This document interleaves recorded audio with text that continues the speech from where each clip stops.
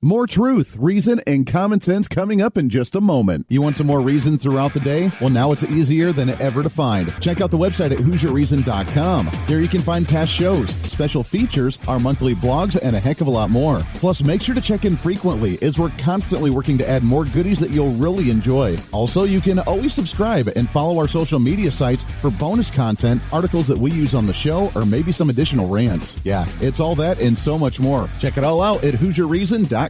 With both chambers of Congress on holiday break this week, many Republican voters are going into midterm season a bit frustrated with the lack of activity from either chamber. In fact, there's now new talks about trying to replace both leaders with Speaker Mike Johnson in the House and Senate Majority Leader John Thune. As many conservatives are pushing to try and replace John Thune in the Senate for the lack of action, especially on something like the SAVE Act, where the last 2 weeks ended up having a filibuster that resulted in absolutely no action being taken. At the same time, it seemed like the Senate ended up caving on Department of Homeland Security funding by splitting off ICE from the rest of the appropriations bill. On the House side, well, they continue to talk tough, but are they really getting as much done as they could? I get that we have slim majorities in both chambers, but at some point, Republicans have to take a stand and be willing to put their neck on the line to actually get things done in order to appease the Republican voter. On the flip side, theoretically, if we do end up changing leadership, would that energize more Republicans going into the polls coming up in just a few months away? I'm Andy Hooser.